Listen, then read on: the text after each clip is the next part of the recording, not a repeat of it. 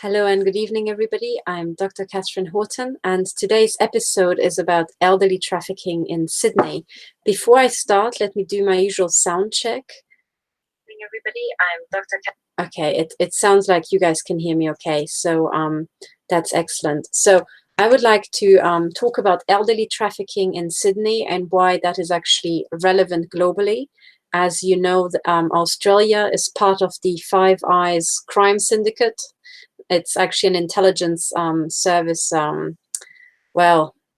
association, but it's actually in real life a crime syndicate. So I call it the Five Eyes crime syndicate. The human trafficking and the directed energy weapon attacks, the systematic hacking and subversion of civilians is identical across the Five Eyes system, and it's using tools that have been leaked by Edward Snowden as developed by GCHQ and NSA. So basically the same software tools are being deployed across the Five Eyes. The directed energy weapon attacks are identical. The gang stalking is identical. So in other words, to me, it very much seems like the Five Eyes are rolling out the same large-scale genocide and extermination program. And this is why Australia is actually just as close to the US and to Canada and to England, and of course also to New Zealand. But Australia, even though it's on the other side of the planet in terms of administration and intelligence agency crimes, it could as well be just morphed into Greater London because it is exactly the same. So for this reason, we have to keep a very close eye about what happens in Australia and New Zealand. And talking to victims from Australia, I've heard it now several times that they consider themselves still to be a colony of the United Kingdom, but because as a colony, I mean, Germany, by the way, is pretty much the same, right? Germany is still a colony of the US and the UK, even though people don't realize. But people from Australia told me that they felt that they are particularly hard hit because as a colony, you know, they are still on the other side of the planet and it's so far away, anything that happens to them will not hit the consciousness of people in the UK, you know, or the US for that matter. So I think that's probably a very, very good point because the population of Australia and New Zealand actually very low compared to what a huge continent it is. So it is very easy to do human experimentation, to do any sort of social petri dish type of experimentation, roll out any genocide. It is extremely easy to do that in Australia. And so I want to talk an awful lot more about that. So I want to get into that, but before I do, I have a very, very, very big thanks to express to everybody who signed up onto my Patreon site. Okay, I put out a video just a few days ago, and I was begging for people to support me just so that I could somehow get to, I was hoping for 100 supporters, and I can show you proudly now where I'm up to. I was absolutely amazed, and I have to say I had absolutely tears in my eyes when I saw this, because right now I am at 130 patrons, and I am just delighted. I can't tell you what a feeling it is when you feel extremely desperate, and then you put out a call like that, you ask for help, and it is given to you. You have no idea, guys, how much strength you have given me. And when I saw people sign up, really one after the other, I got the messages that people signed up, became patrons, donated something and are going to support me. That was really what gave me strength like never before. And I thought, God damn it, yes, we're going to do this. We're going to do this together. Nothing will stop us now. We'll just have to go forward as hard as we can, work as hard as we can, and we can pull this off. We can stop the genocide and we can help the victims. We're doing this now, guys, okay? And I was just so energized ever since that happened. And every single time I get a message, I still have to send out the newest thank you messages for the people who signed up today. And I am just blown away, because now my financial angst and doomsday panic is now slowly subsiding. And I think, yes, I can do that. If I just work hard enough, if I get more people on board, we can pull this off, and I can actually get through the court cases, and I can continue my work. And I have to say, I'm delighted. Thank you, guys. Thank you, because without your help, I would be nowhere. Absolutely nowhere. The intelligence agencies would have crushed me a long time ago, and I would probably be dead. That's the truth. And I'm just, not a single day is going to pass when I'm not going to thank my patrons, for all the people who actually put their money where their mouth is and decided to support me. Thank you. Thank you to you all. And what I would like to do today is begin to explain the kind of things that I was doing the last couple of weeks and months, and what I would like to continue doing. And what I want to talk about today is a case that I'm supporting as an expert witness. It's the case of Wednesday Kennedy in Sydney, Australia, whose parents have been trafficked into a so-called care home, but that strikingly looks like actually an extermination camp and a death camp. Okay. So I think this is what happened across the world. And as I'm going into the details of the case, I want you to be aware that this is not specific to Sydney.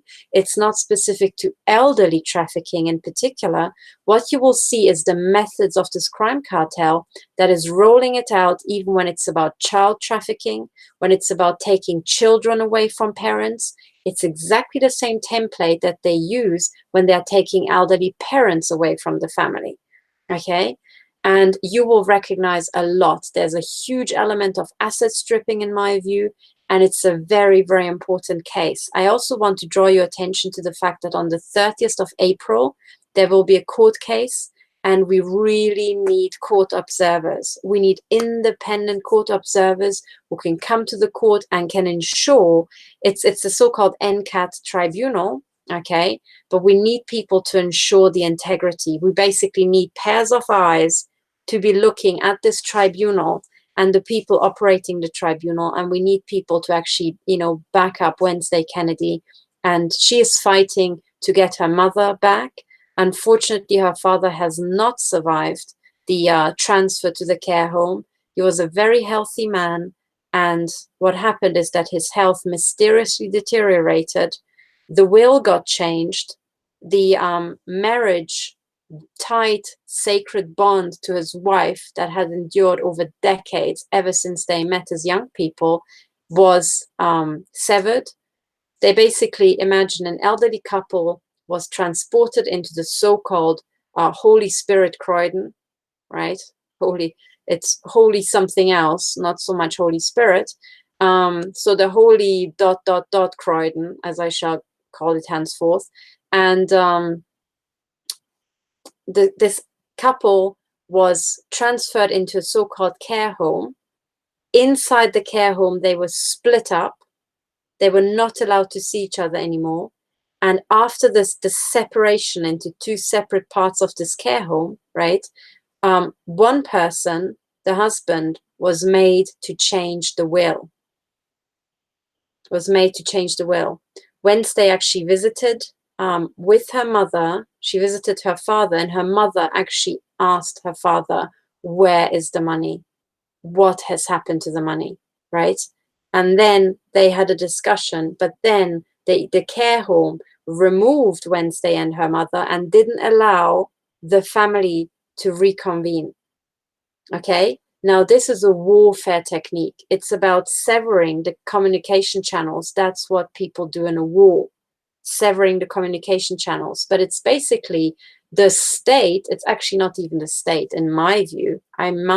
What I have seen evidence for is the operation of a crime cartel, but it's masquerading as the state.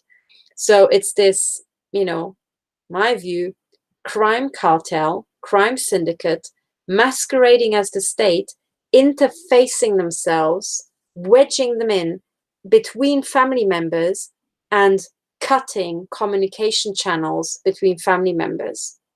Okay, for, in my view, asset stripping operations. The will was changed. They wanted to remove Wednesday Kennedy, who had been previously the 2-year carer of her parents. She was a carer for her parents. She was removed. The care was taken over by the so-called care home, and both elderly parents deteriorated shockingly within just a few months. And it turned out that her elderly mother was being drugged. She was literally falling to bits because of the drugging, which I think are neurotoxins, okay? And there was no indication for the drugging before. Previously, her mother didn't take any drugs, okay? I think the worst she took was occasionally a form of paracetamol, you know? And before, Wednesday Kennedy's mother used to go to church. She loved church. She used to go on walks in a beautiful area of Sydney. She loved the walks with her daughter. She had her independent life. She had a wonderful, loving marriage, a wonderful, caring, loving husband. And what happened is that, I believe, because of theft and because of fraudulent manipulation of the will, which resulted in tens and tens of thousands or hundreds of thousands in total for certain people.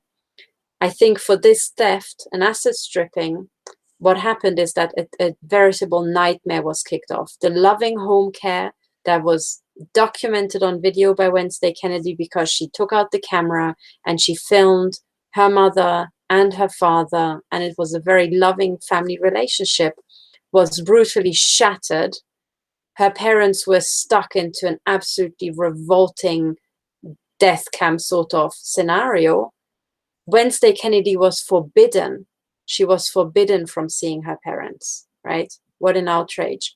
And they blocked her out. They slandered her. They have tried to smear her as absolutely everything, as a prostitute, as a drug dealer, all of, or drug taker rather, all of which couldn't be further from the truth, okay? And a massive psyop and warfare operation was rolled out over this family. And I have followed Wednesday for a very, very long time, going back to, I think, 2016, when I first went online, right? So I've followed this case now for the last 2 years.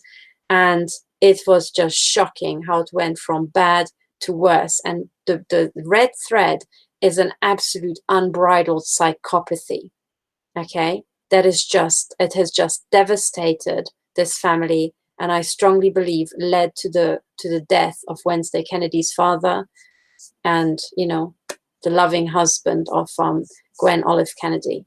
It is absolutely horrific. And what's most horrific is that when this criminal syndicate, as I shall call them, based on my personal opinion, based on the evidence I've seen, gangs up on a family, they are absolutely helpless, because this crime syndicate is using fraudulently the mechanisms of the state, and it's putting it through with utter revolting lies and pathological lies. So I've got this kind of like scale, okay? I've got certain boxes as far as lying is concerned.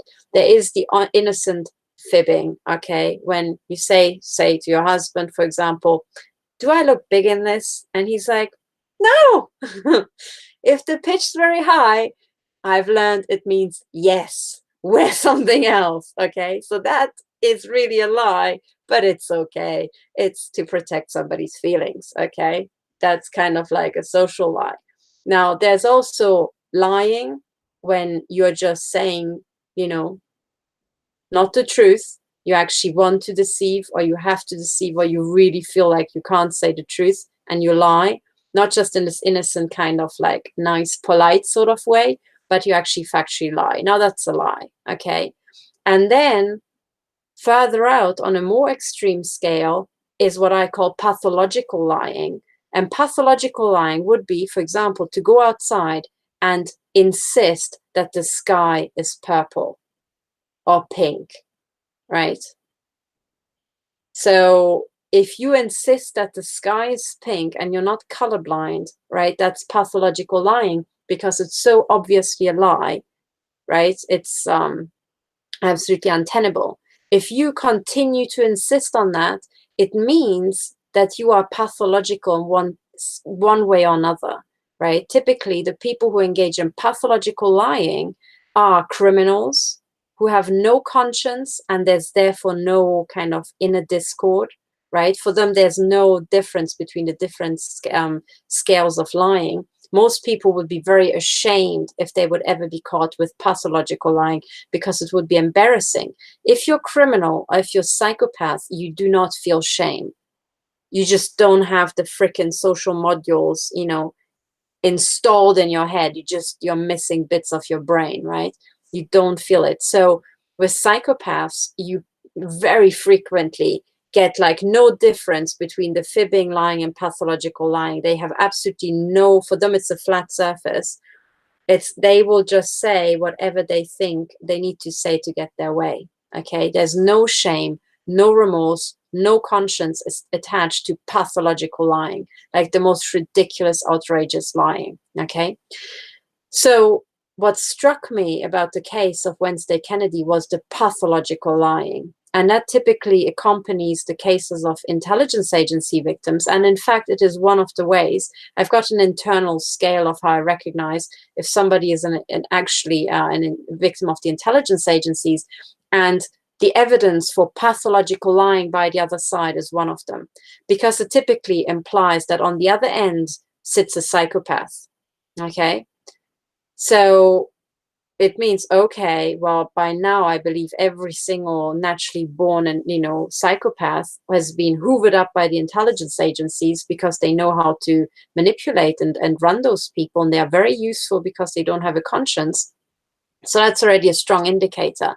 When you have a psychopath with no immediate benefit to him or herself, pathologically lying in a systematic way that fits into a greater scheme to cause massive harm to one person and result in asset stripping, it means that on the other side of the fence sits not just one or several psychopaths, there also sits a business plan. They are all benefiting somehow. Now, the case of Wednesday Kennedy is exactly, or rather the one of Gwen Olive Kennedy and John Bridges Kennedy, who were the elderly parents who were trafficked into the so-called care home. So the pathological lying is one of those telltale signs, and it just goes absolutely everywhere. So the pathological lying that accompanies the perversion of the course of justice, accompanies the perversion of the government procedures, right? And it is for this reason, and for much more detailed evidence, that I say that we are not dealing in this case with a normal government, because a normal government would not have an incentive to pull off something quite so systematic and pathological. There are always honest mistakes, but if it were a normal government, people would be ashamed about those mistakes, and when you raise them, there would be a mechanism to solve them. When you're dealing with a case where there's pathological lying, big fuck-ups of a gargantuan scale, and you raise them, and there's no remorse, no shame, but instead massive retaliation that might even end in physical harm, well, then you're dealing with criminals. You're dealing with a mafia, okay? And the intelligence agencies are one mafia, and then it's just to decide, is this organized crime or is this secret services? I mean, there's not that big a difference these days, frankly, in my view. But, you know, when it comes to a combination of very advanced tools, then I'm thinking that's intel and not so much your average, mafia out in the street. So for this reason, the case of elderly trafficking in Australia is a case of hardcore intelligence agency asset stripping. And what is most shocking is the death of John Bridges Kennedy, which happened in the Holy Spirit, Croydon. And it is so shocking because before his death, Wednesday Kennedy managed to get into the hospital because she was blocked from visiting her parents, okay? Because the other party portrayed her as mad, as if you were mad, you had no rights to visit your parents, right? But we'll get to that.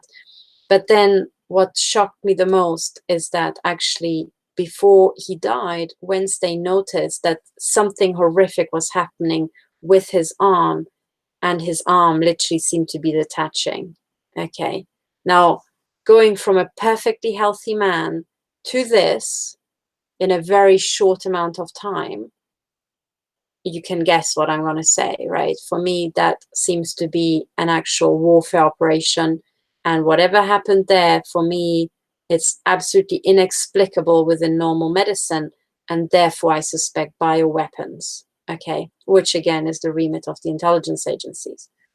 So for this reason, this case is like a total powder, or gunpowder keg, right? It is massive, but it's what's also horrific is to see how once this criminal syndicate, as I shall call them henceforth, gets hold of the mechanisms of government, they can devastate families. And what this means is that the methods of government have gone far too far. Okay, what we have here, in my view, is a case of deep capture of the government process and the miscellaneous tribunals and courts by a criminal syndicate that is operating globally, that is based on the Five Eyes crime syndicate. And when they're using the methods of the state, they can cause utter devastation. Okay, so that means whatever powers were granted to the state have gone way, way too far.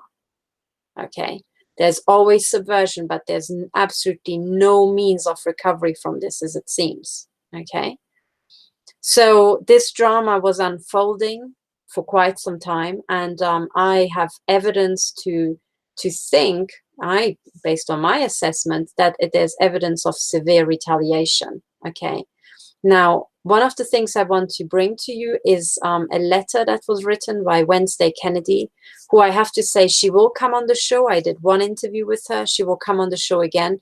But because of what happened and because of the administrative things she has to set into motion before the court case, she can't come on right now because she's frankly emotionally and administratively 12 feet under.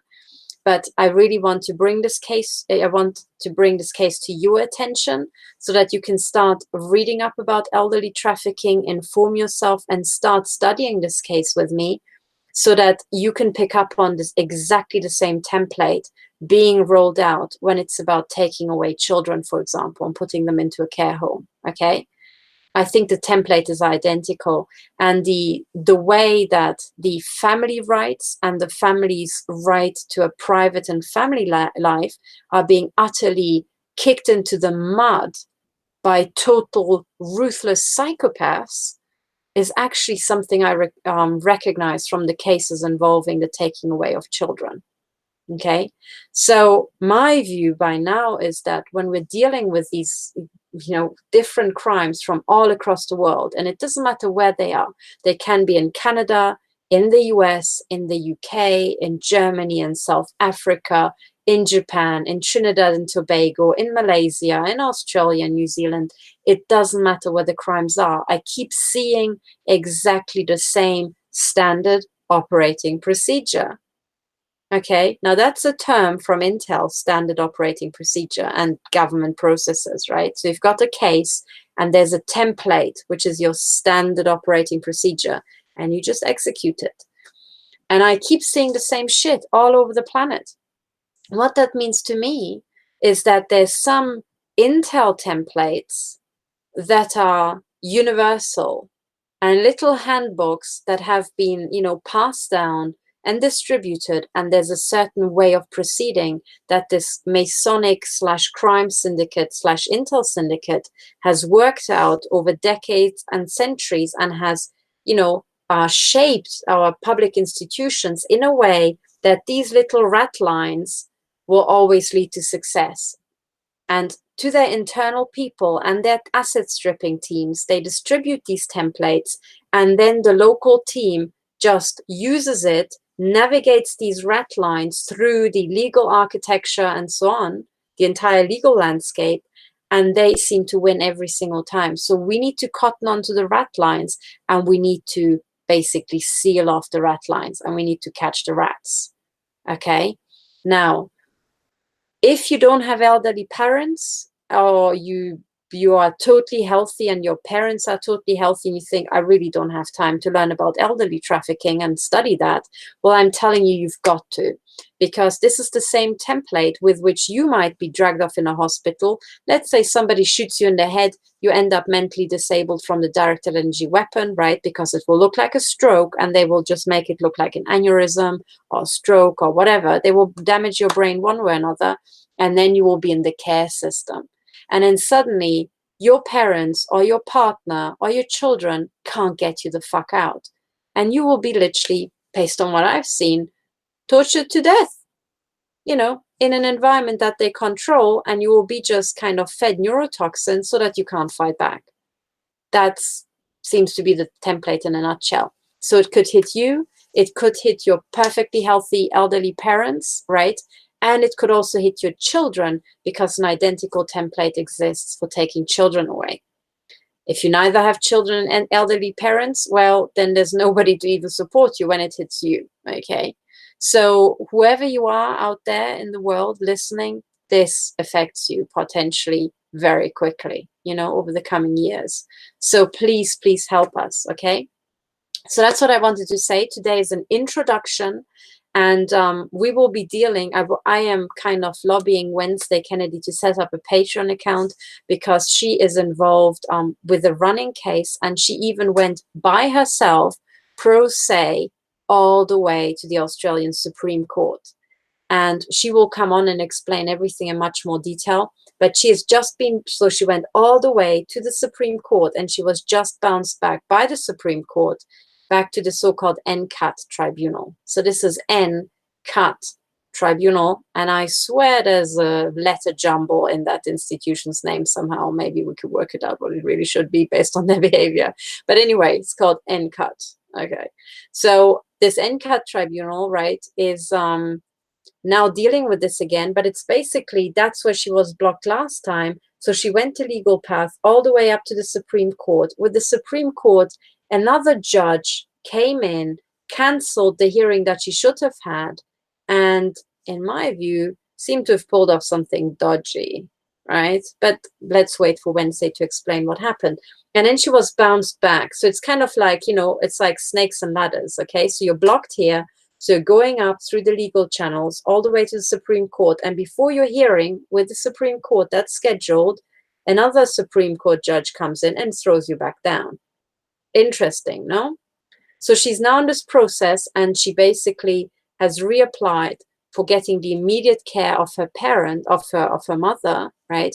But at the moment, the Holy Spirit Croydon is refusing, and Catholic Healthcare, which is above that, Catholic Healthcare is refusing to let Wednesday Kennedy's mother out to even just walk with her up the road to the church and back, right? And church before then was her lifeline, her spiritual energy. And before she got into the care home, Wednesday Kennedy's mother was perfectly able of going on, you know, walks with Wednesday. They had a wonderful life together. Absolutely everything was perfect. Excuse me. Now the situation is, sorry, I think I was hit with something. And I will retaliate with the following sentences.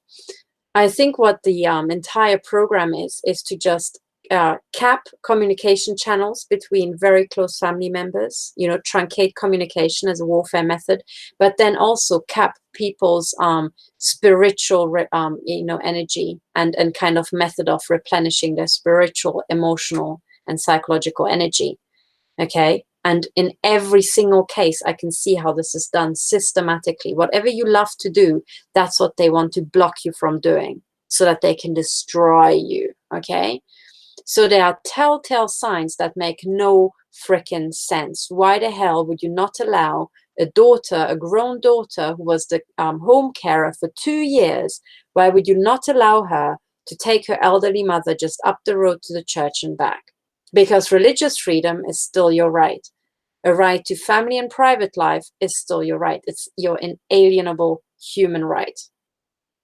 So something utterly out of control seems to have happened. There were doctors involved in this from so-called Catholic Healthcare, and a bunch of things. But this is the importance.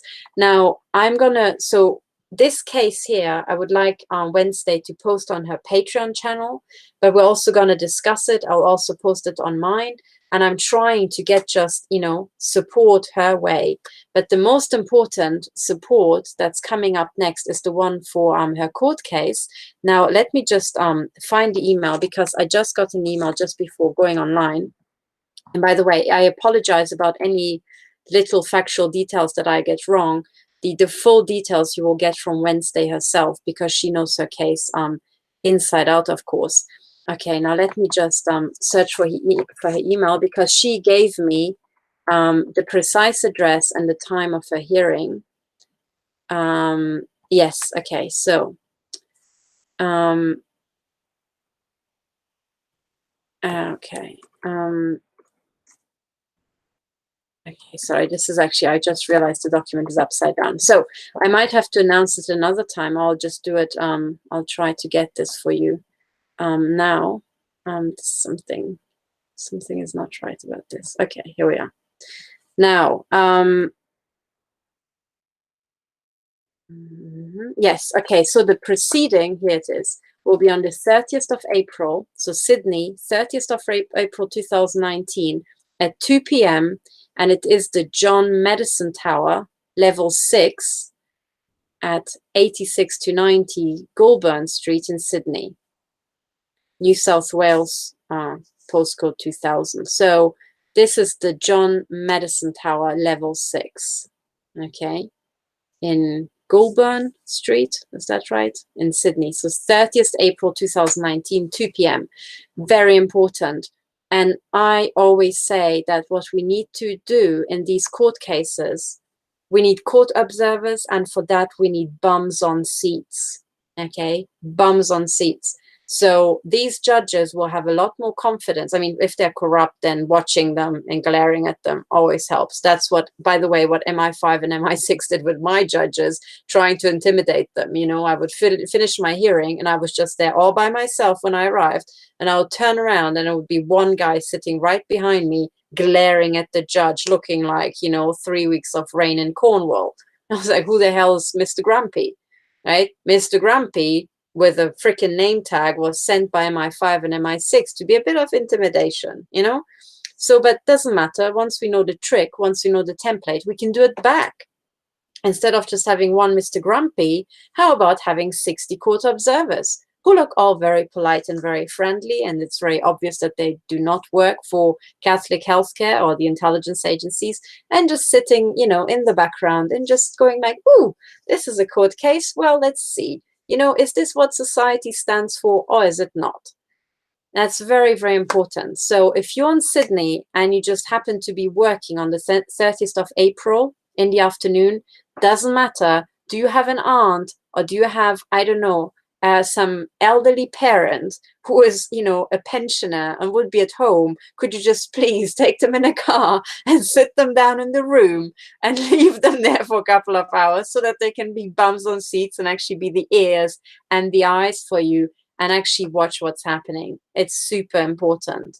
Okay, so if you have an aunt you can borrow, or maybe somebody who's a university student, maybe you have some cousins or nephews or some people who could just go there and sit there for you and be your eyes and your ears, that would be super, super important. So 30th of April in Sydney, we need you. Okay, and the details will be announced closer to the time, but this is very, very important. Now, what I would like to do tonight, I got permission from Wednesday Kennedy herself to do this.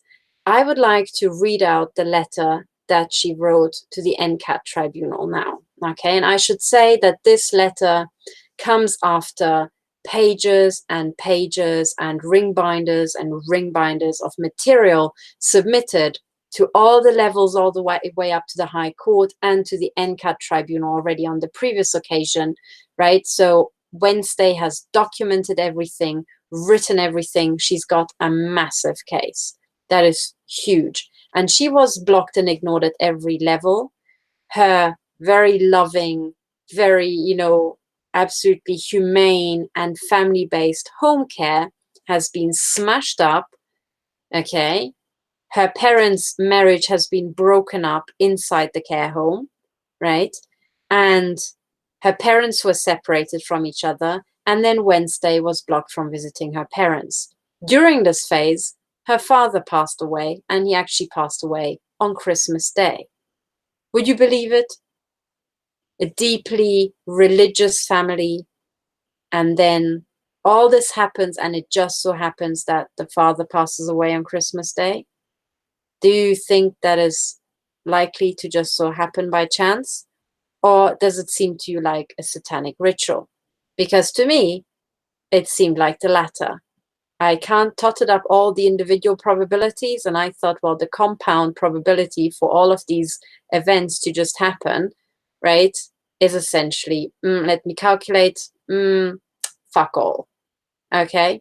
But when I have the alternative hypothesis that I'm dealing with the Five Eyes crime syndicate's little, subcontractor crime syndicate here, and I'm looking at a massive asset stripping operation by essentially satanic people, everything fits. So I had these two hypotheses of just innocent cock-ups and then really bad luck. And that one is super unlikely. And then I look at all the cases where I have dealt with the Five Eyes crime syndicate. I've dealt with their front organizations. I've dealt with their satanic members, and everything fits to a T. So for me personally, I will be testifying that to me, it looks like a satanic, crime network based ritual murder. I'm sorry to say, Meanwhile, other crazy things happened. When Wednesday Kennedy went to the court, so that's the daughter, okay, Wednesday Kennedy went to the Supreme Court, her case was bounced back, right? She was hoping for resolution by the highest court, but she didn't get it, right? She was bounced back by very, very, very kind of like dodgy shenanigans, okay, in the court, okay? But then another thing happened, which is she was sent a letter that appeared to come from the Supreme Court with the Supreme Court's letterhead containing a USB. And she thought, these are probably the documents, right? Explaining the judgment and maybe, other documents back and so on. Do you know what that was? That USB contained actually a virus that blew up her laptop and wiped all her data with the Supreme Court's letterhead. She submitted it to the the New South Wales police, who since then have done precisely fuck all. Okay. Which is exactly what they have done for the past 2 years. I mean, I don't know what the New South Wales police actually needs to kick into action, because this case has absolutely freaking everything. Wednesday Kennedy was even threatened by her brother, who broke into her flat, who stole documents. Her brother even came and threatened to chop Wednesday Kennedy up. Okay. So Wednesday was terrified, and she had to have a new lock replaced. And when her laptop blew up, she needed a new laptop. So what I did, okay, and this came out of your donations, thank you, is when I heard about this, as this is now a couple of weeks back, okay, I thought, right, Wednesday, well, you need to prepare the NCAT tribunal. You need a laptop. Let me get one for you right now. So I got her one. I literally ordered it off Amazon and had it delivered for her. And I was like, let's get right back. So that's what we did. So since then, we have been working. And the next thing I said is, I'm sorry, you need a lock on your door, right? You need a safe space. You need a lock on your door that nobody else has access to. So we got her a safety lock as well, because her brother kept breaking in. Okay. So it's pretty intense, I have to say. So we're dealing with just out of this world criminality. And both Wednesday, and I have to say also, me looking in on this case from outside, we both felt that one of the reasons why the criminality was so rampant absolutely everywhere is because these people considered themselves to be just over there in the colonies. And just like back in, a previous century, they felt like they can run riot because that's over there in the colonies. And whatever happens in the colonies stays in the colonies. Okay.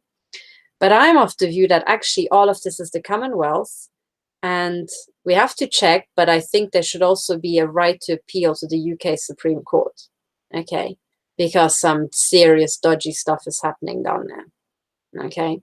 So I think the people of the United Kingdom should also pay attention to this case, because I think they might be much closer related in their system and in the type of crime that they're facing.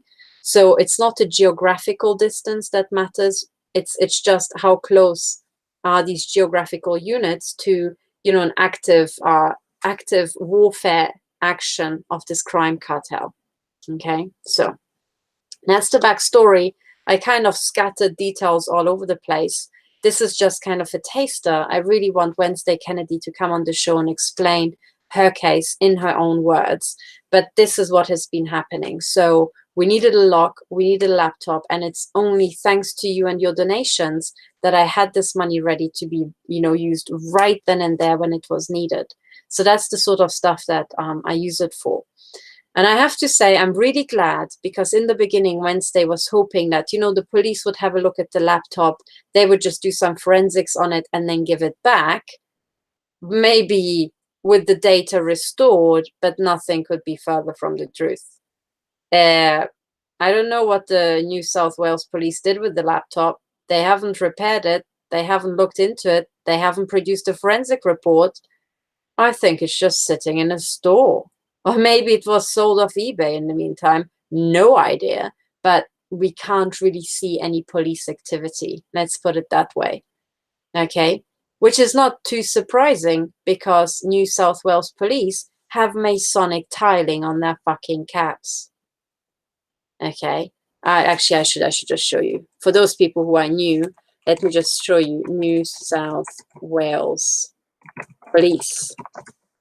Let's just bring up an image, and yeah, let me show you a couple of happy officers, and then you will know what I mean.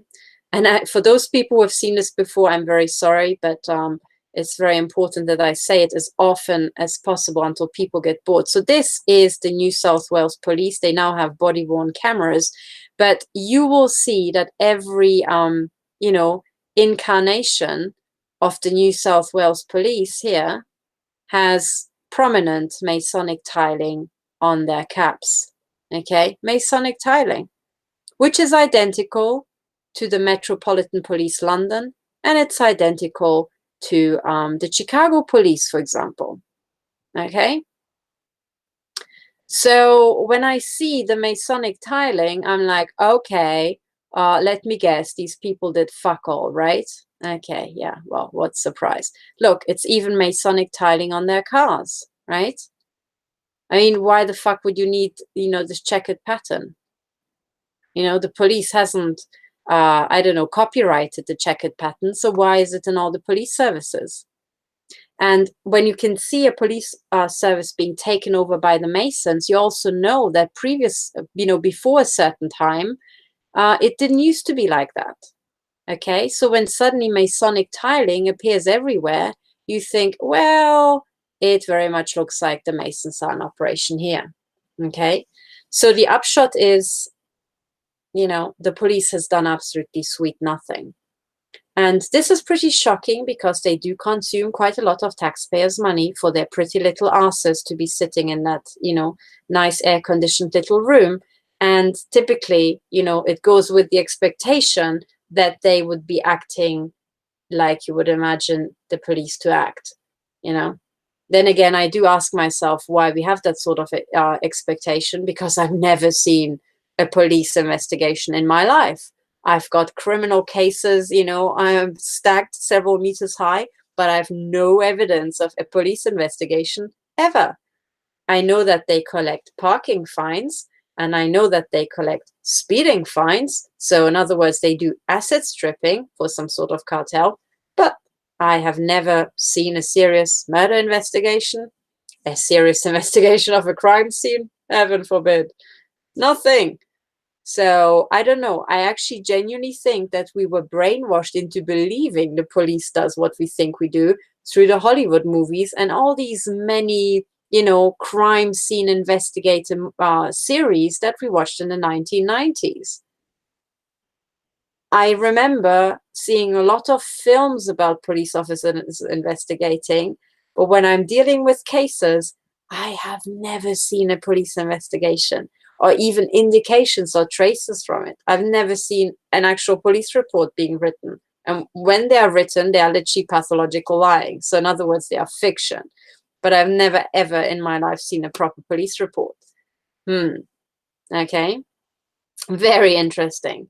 So I think now the world needs to start looking down on Australia and actually figure out what the fuck's going on in those colonies. Okay. Because I bet you if the way I know the cartel and how these intel people think, I think what they were thinking is, oh yeah, we've got this territory like over there. Well, none of the cool people in London ever go. So that would be just perfect for child trafficking, right? For like organ harvesting and, you know, human experimentation and rolling out 5G.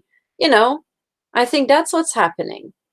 And I really think that the people of Australia have as much, you know, a right to life as people anywhere else in the world. So because of that, I think we need to have a look. But anyway, so now I would like to finish off by reading out this letter that Wednesday wrote to the NCAT tribunal. And I have to say, when you've watched what immense amount of work she put in getting all the documents into shape, submitting evidence, and so on and so on, don't believe that this letter is all she wrote. No, no, no, no. This letter is the final letter that she wrote after volumes of volumes and volumes of stuff that she had to submit to them, all of which got ignored.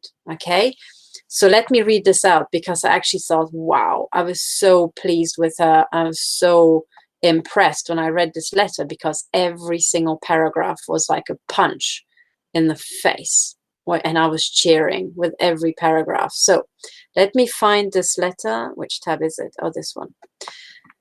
And this is now, so the subject is response to respite request. Now the respite request is, or respite is Wednesday trying to get her mother out so that her mother just has even a short break from the utter, you know, nerve agent, the nerve agents given to her in that place, and just the people there, right? So she has a right to just, you know, a break, even for a couple of hours. But even that wasn't granted all these past months, ever since she was incarcerated in that weird place. So, and I should say I have permissions to read this out. So let me read it out and I will go paragraph by paragraph. And if there's any comment, I will make it then. Okay, but the letter goes like this. Subject, response to respite request. Dear Joanne Butler, just to clarify, my mother, Gwen Olive Kennedy, is to be referred to as Mrs. Kennedy. She is not Ms. Kennedy. Gwen Olive Kennedy was married, and her marriage was sacred. And her marriage was a sacred contract with her husband, John Bridges Kennedy, that has been destroyed by a number of parties, sadly, including her children, Paul Kennedy and Trish Puglisi. The government and the church have turned her into a Ms. in their actions, but she went into the Holy Spirit Croydon as a Mrs.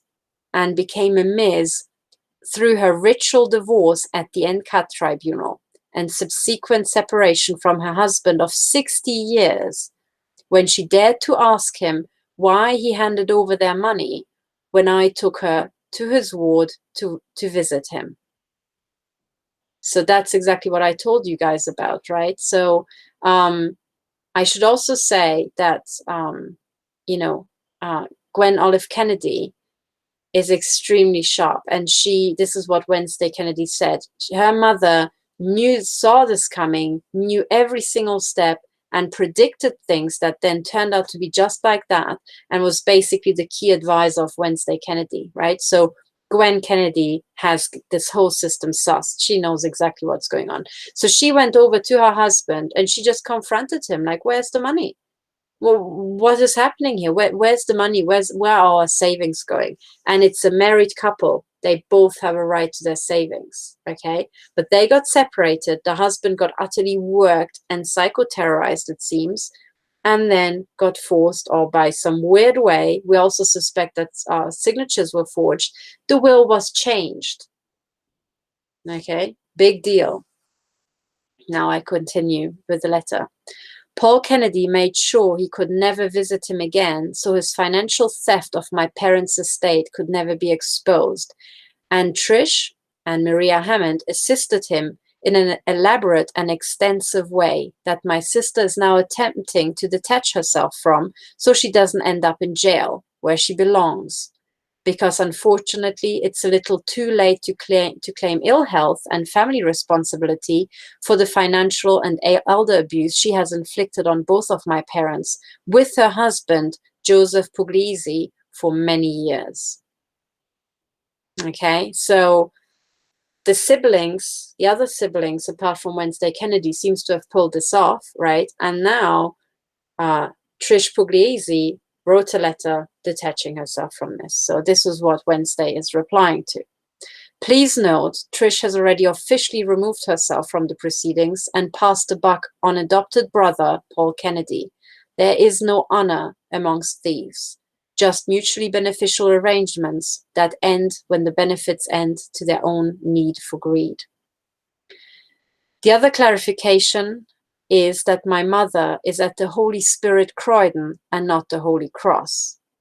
I don't know where the Holy Cross is. Perhaps you visited this establishment and got another Ms. mixed up with my Mrs. Mother Gwen Olive Kennedy. So it is no surprise that you find her care is sufficient when you can't even get her proper title, birth date, and the name of the nursing home right. This is very powerful, people, okay? Because in many, many cases, when I'm dealing with intelligence agency crime, names get mixed up. Sometimes even dead bodies get mixed up, okay? But medical files get mixed up, and location seems to get mixed up. Weird, isn't it? Okay? And that's another parallel that I see, that subtly, sometimes parallel accounts are being set up, sometimes parallel personas, sometimes medical files between people start being a bit, crisscross. And Wednesday noticed that the birth date was wrong all the time on her mother. So when in these cases, when they refer to her mother, they might sometimes got the name right, but they got the birth date wrong. And Wednesday cottoned on to this, if I remember correctly, because she insisted that her mother is not to be referred to as a case number. She's to be referred to by name because she's a real person. And that was a very smart move, because when you give the name, you give the birth date, you always identify the person, right? When you have a case number as a front, well, the identities of the people can get mixed up in the background. Because, oh gosh, use these case numbers, they're all just like letters and numbers and, heck knows, you can mistype stuff. But you can't get it wrong when you're looking at a name that's very individual and the birth date. So smart move from Wednesday Kennedy, right? But that's what uncovered this. And I also remind you that this is a trick that was used in the case of, Gerald Carroll, okay, the Carroll Trust, or the Carroll Foundation, where they asset stripped Gerald Carroll by setting up companies that were like his and were called like his companies, but with a spelling mistake. And then, bit by bit, assets got transferred between the companies, and it seems that Gerald Carroll ended up with all the liabilities and all the debts, and the assets seems to have gone away by an elaborate scheme that seems to have been pulled off by the Five Eyes crime syndicate.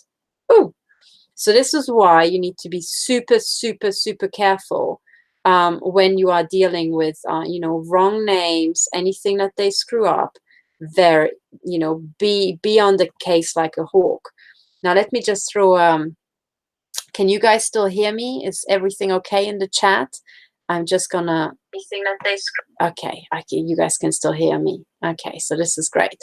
Okay, so let me continue. Very, very important. So Okay, and the other thing I should say is that all the inspectors who came, they come once per year, right? Once per year. And they said, oh no, everything seems to be perfectly fine with the care. And meanwhile, what we have is elderly parents shockingly deteriorating, since their arrival in this care home. So that, Gwen Olive Kennedy, who went on walks, loved going to church, was laughing and smiling and talking to her daughter, ends up sitting absolutely unresponsibly and highly drugged, it seems, on a sofa, totally just out of it and not recognizing her own daughter. Big deal, right? So anyway, let's continue. So she says, my long-term email correspondence to you evidences that I'm not the abusive party. It is abuse to ignore the assaults, terror, and neglect being inflicted on my mother. It is abusive to align with the corporation and not the elder. It is abusive to take control of my mother and then tell me you're not going to talk to me again because the truth I'm telling you about my mother's deterioration under your wardship are uncomfortable for you. You are being paid to look after the elder, not the corporation. You are being paid to absorb and respond to uncomfortable truths. That you think that my mother deserves to live next door to a demented masturbator in a ward full of men where she's never allowed out and her loved ones are not allowed in, and you drug her with risperidone, which is well known to kill elders, shows that you are the abusive party, not I. This is going to the NCAT tribunal. And this is a big deal because risperidone, sorry, the name is risperidone. Apparently, it has been shown to seriously decrease the life expectancy of elders. Okay? Big deal. And that exactly is echoed by the testimony of Edmund Schönberger here in Switzerland, who was a lawyer specializing in false psychiatrization. And he said that one of the things that he uncovered is that psychopharmaca reduce life expectancy by 1/3. They are neurotoxins, guys. These are fucking neurotoxins. I strongly suspect coming straight out of a Nazi lab. As much as I know, they could be coming straight from IG Farben. Okay? But very, very big deal. So, there was absolutely no need for her mother to be drugged. She never took drugs before, and then it turned out that she was being given these drugs. I mean, of course, immediately the slamming with these neurotoxins, that's a telltale sign in all the cases I deal with. As soon as people are forced into anything, they have drugs forced on them, and forced drugging has been already recognized as torture by the special rapporteur for torture, Juan Mendez. Okay. Now, that's a bit of research coming from my former colleague, Dr. Millicent Black. This is what she uncovered. Juan Mendez, the special rapporteur for torture at the UN, has already declared forced medication to be torture. It's torture. So Gwen Olive Kennedy was being tortured at, the Holy Spirit, Croydon. Okay, so you are not allowed to isolate, deliberately deteriorate, and drug my mother to death and keep her from the only child who cared about her life and not her money. Trish and Paul are now under criminal investigation, and Maria Hammond is a party in this fraud and financial elder abuse of both my parents, who have undergone third world abuse for 2 long years in sunny downtown Croydon. If you also wish to be a party in the intention to murder my mother, keep playing with our attachment needs in this callous and cruel, ongoing way. One comment I would like to say is that I think Wednesday and we spoke, and one of the really, really brilliant things she said to me was, you know what they do in this program, which is also how MK Ultra and Monarch programming works, is that they are exploiting our need for attachment, need for emotional attachment. And I completely agree with that. And the big deal is that psychopathic children do not have attachment. They don't particularly care about their mother and father. they also don't particularly get upset when they get killed. But there's also this effect that when a child doesn't get love and care in the beginning, there's a phase when the child kind of develops attachment to the parents. When that is broken, like because, for example, a child is taken away immediately after birth and just dragged off into a psychopathic care home away from the mother, that's a way to actively destroy attachment and the forming of attachment, okay? You basically damage that child because it's part of brain development. You damage that child for life, okay? But psychopaths don't have a problem because they don't have attachment, and to them attachment is like weakness. I mean, come on, it's all this emotional stuff is weakness. It makes you inefficient. But actually it isn't. For society, attachment, that's the glue that holds us together. That is basically, if you don't have attachment between people, if you don't have oxytocin and kind of love and caring and kindness, it is like trying to build a really tall building without concrete, without, or anything to hold the bricks together. A little push and the whole thing just flies apart, and all the bricks just fly in their own individual directions under pressure. So actually for society, attachment is sacred. It's the sacred glue that holds us together. This is what holds families together, marriages, child-parent relationships. It's all based on the internal need for attachment. Now, the psychopathic serial killers who have developed MK Ultra and the psychopathic serial killers in Intel will use attachment needs and try to break them and basically weaponize the need by depriving you of, whatever satisfies your attachment need, and psychologically and emotionally harm you and destroy you from the inside. That's how it works, okay? So, but it's by now, what people are being hit with is decades, if not centuries, of really scientific development in the breaking of attachment and the frustration of attachment needs. So when you become a target, or if you're being hit by the intelligence agencies or their massive sprawling networks, they will descend down on you with a warfare template that will try to attack your attachment needs. Okay, so your bond to your children has to be capped to traumatize you. Your bond to your husband has to be capped to traumatize you, which is what they did with me, for example. They broke up my marriage. They want to try to break my connection to my family members, to my extended family, to my friends. And you will be hit like that by a multitude of people who are all being paid and now all executing the same warfare plan. Okay. So when you find yourself in the middle of this, it is just devastating. But you have to know that these people are after your attachment needs. So when you can watch them do it, okay?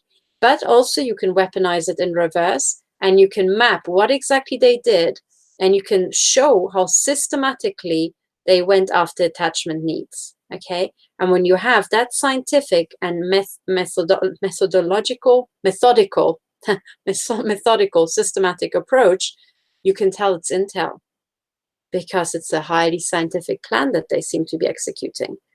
So that's what I mean by depleting their bullshit arsenal. When you know their methods, you can prove that that method has been applied, and there's only very few people in the world who actually use that method, and they're all Intel agents, okay, or connected to the cartel one way or another.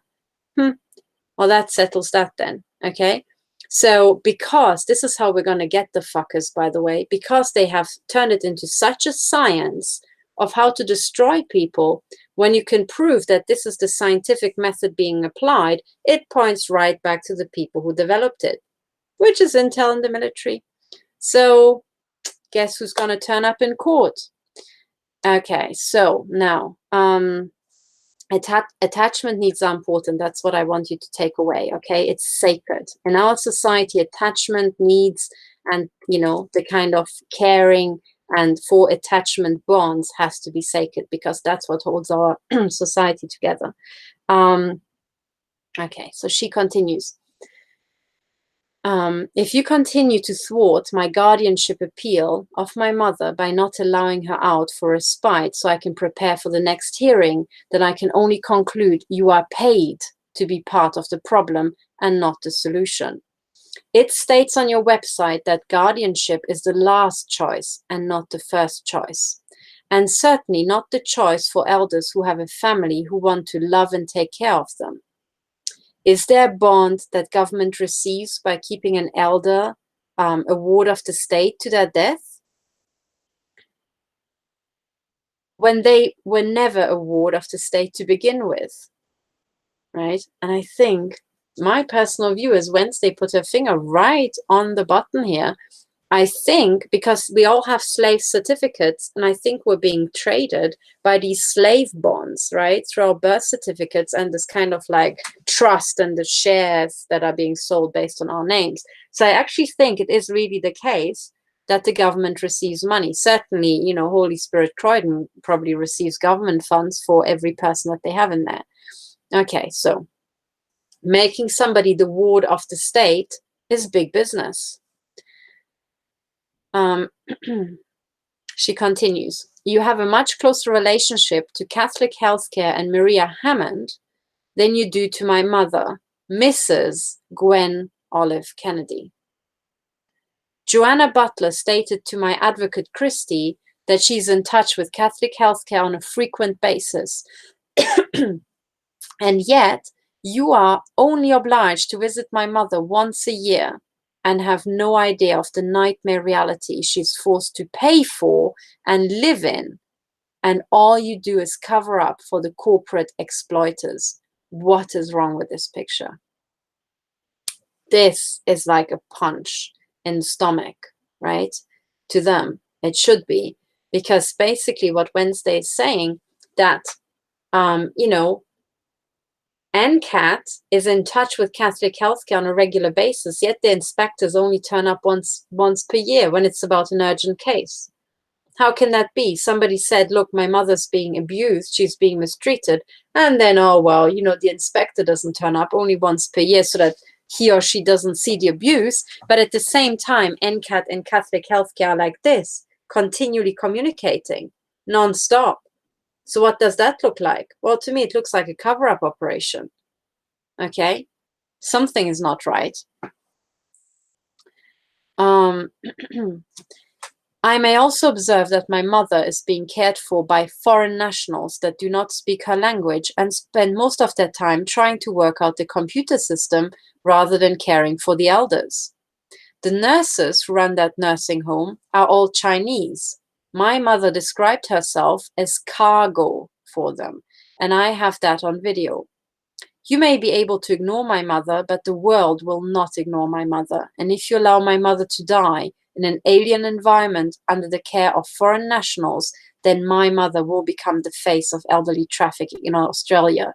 And Sylvia Heidenreich and Joanna Butler will be the names responsible for my mother's degrading demise.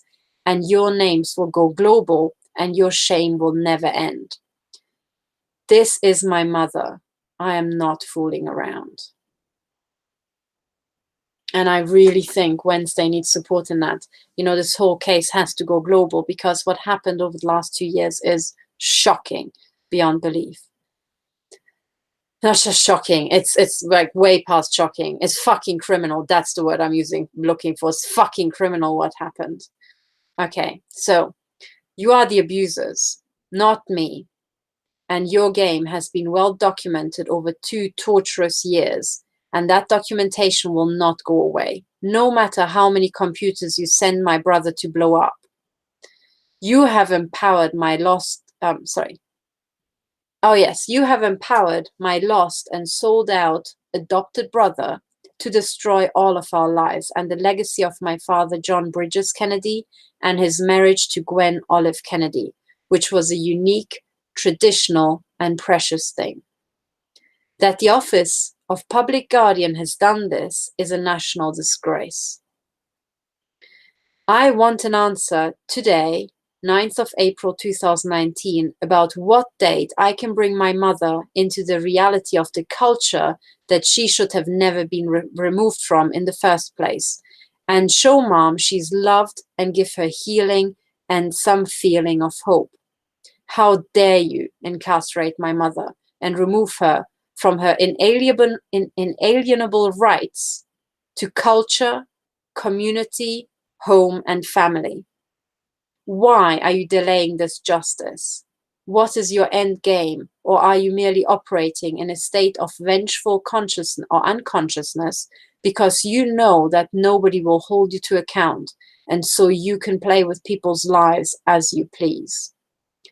Do you love your mothers? Would you be happy to see your mother in such a state of degraded incarceration after saving her whole life for comfortable dotage, looked after by her children? How dare you take away my mother's rights to choice and dignity and love? I love my mother. My mother is loved. Please give me a date for when I can take my mother out for respite and healing in her own home with her own family who loves her deeply and who wants to repay her for the sacrifices that she made for me as my mother my whole life. How dare you deny me the right to give my mother what she truly deserves? Yours sincerely, Wednesday Kennedy. I really, every single time I'm dealing with this case, I'm just deeply upset, because at the end of the day, the bond between parents and children is sacred. Okay. And it doesn't matter how old the child or how old the parents are. And this is something that the state has no job in fucking with, basically.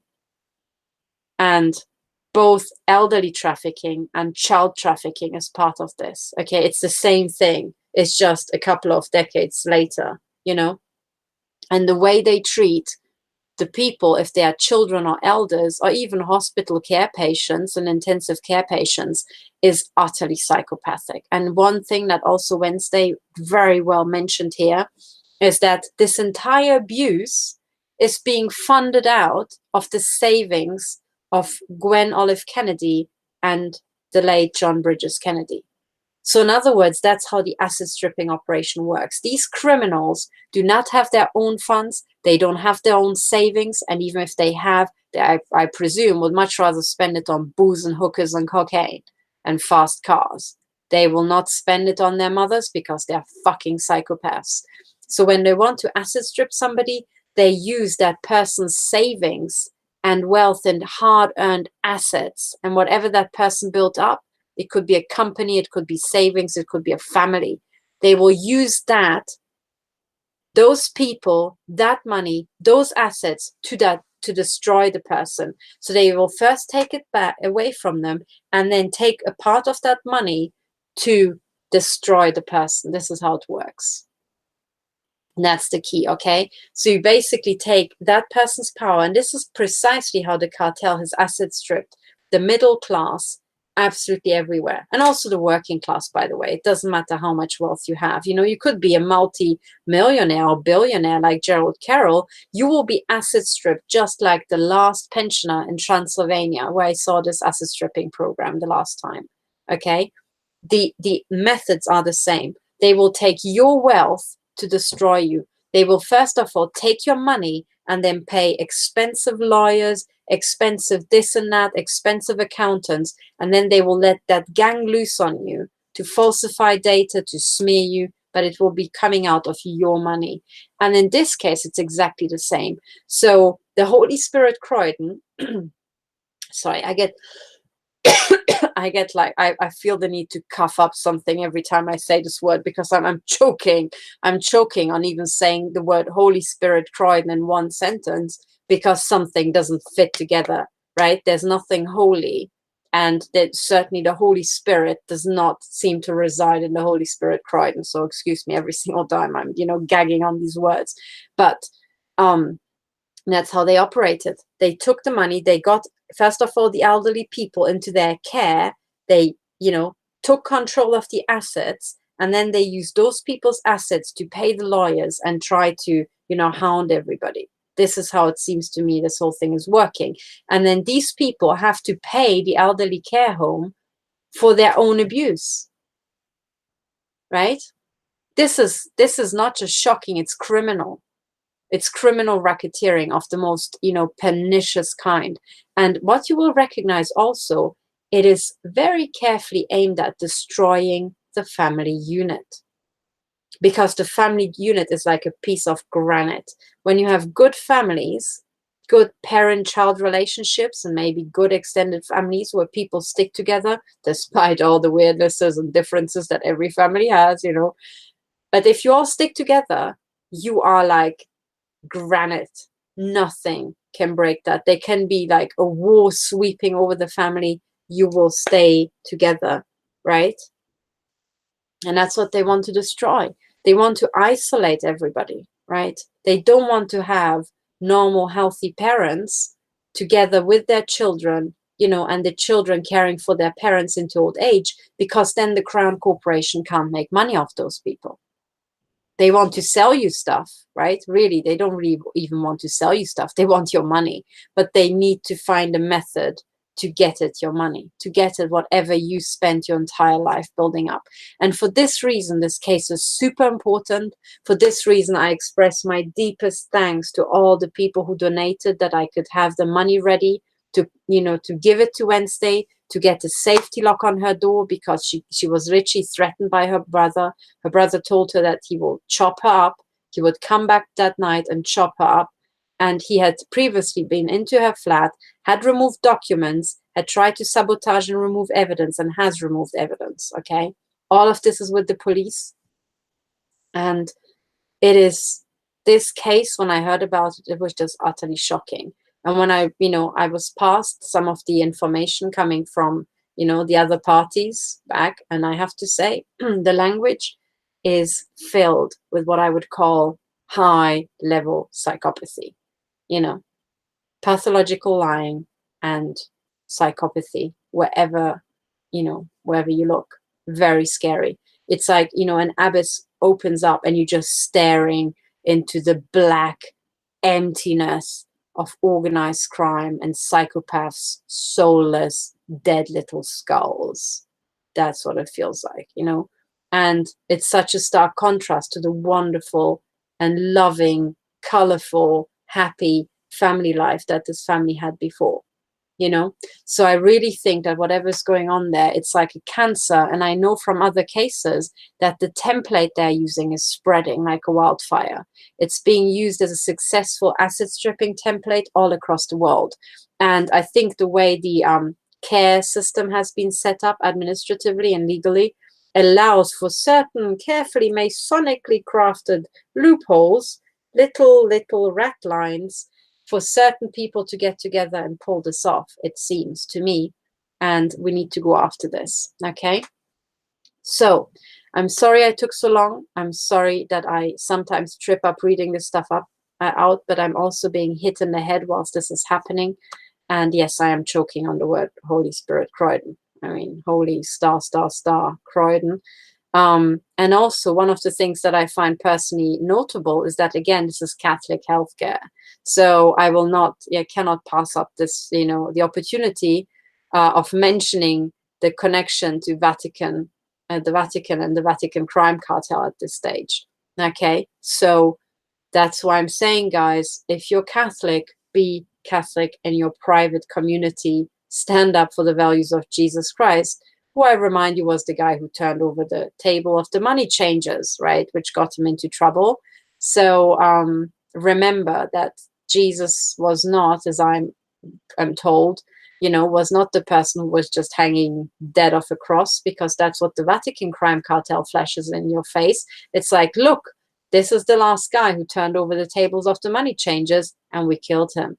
Don't you try the same. That's what that sign says to me, right? So if you go into the church and it's just, that's what they're showing you, like Jesus is good as a corpse, I think they have an agenda. Because really what you should have in your church is a big statue, Jesus mid-action, flipping over the tables of the money changers, right? That's what I would want to see. Then I'll be like, yeah, I'm going to join that church, right? Even as an atheist, I'm in, right? So remember what all this is about. Remember your real values, and also remember that if you're God's creation, your values are internal to you. You don't have to go and listen to some old kiddie fucker, you know, to be told what you have inside you. I always think that truth has to come out of your heart, okay? Your heart and your mind, after careful thinking and listening to your heart. And when this is happening, that's when you're truly acting in the spirit of Jesus Christ. And I should say that's what it appears to me, and I'm an atheist, so okay, right? With that caveat, I'm not one to comment, but as an, as an outside observer, I would just most humbly submit that this is what we actually stand for as humanity, right? And that's actually pretty universal. So please support me. Please support Wednesday Kennedy if you're in Australia. If you're in Sydney, get your ass down to court on the 30th of September.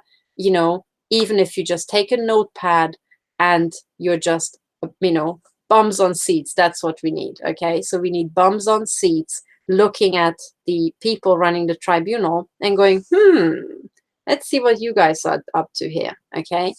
Very important. So this was the letter, and I'm sorry, I can't do it justice the way Wednesday Kennedy could, and I'm very sorry about that, but let's support her, and she needs much, much more support than, just a laptop and a safety lock, okay? So these were 2 expenses that were forced on her, and it came at the worst possible time, because imagine you're still dealing with the Supreme Court and your entire data is wiped, and the police just doesn't do anything. Well, yeah, gosh, I should do a special program about the police. I genuinely think the police is only there these days to collect parking fines, collect speeding fines, and hold up their Masonic cap.